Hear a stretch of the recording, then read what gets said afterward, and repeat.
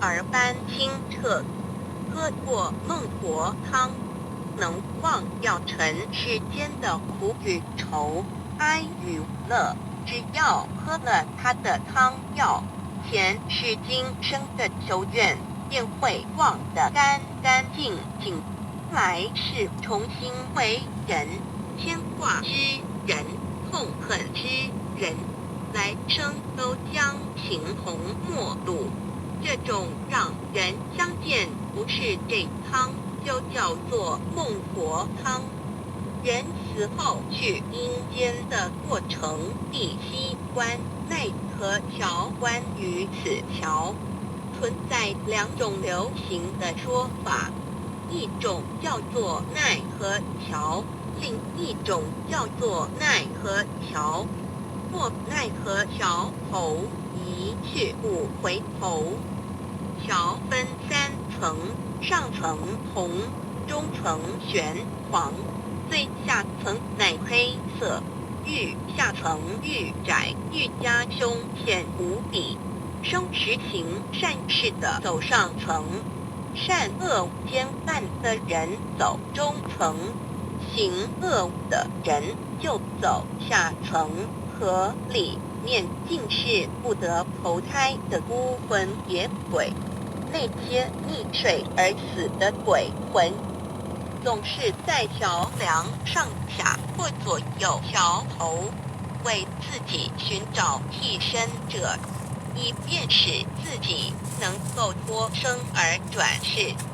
走下层的人就会被鬼魂拦住，拖入污浊的脱泡之中，为铜蛇铁狗咬噬，受尽折磨，不得解脱。过完奈何桥，便可通往6个去处，即是进入6道轮回：天人道、修罗道、人道、畜生道，也叫唐生道、恶鬼道、地狱道。其中天人、阿修罗人道属于上3道，而畜生、恶鬼、地狱则属于下3道。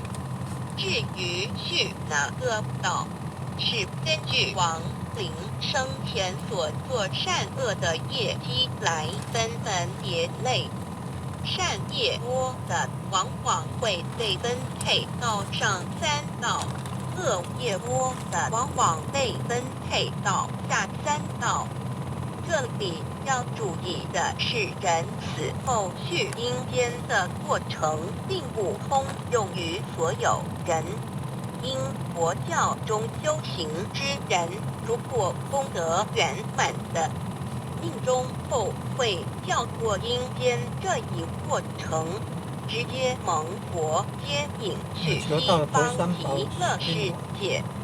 而作恶多端的大恶之人，可能也会跳过阴间这一过程，因业力牵引，往往会直接被打入地狱。然后再到地狱去办，先到城隍庙那边办出境了，出入境了，出境手续了，要离开人间了，办出境手续，到城隍庙那边办出境手续，然后再到地狱报告。所以要诸恶莫作，众善奉行。的过程第6。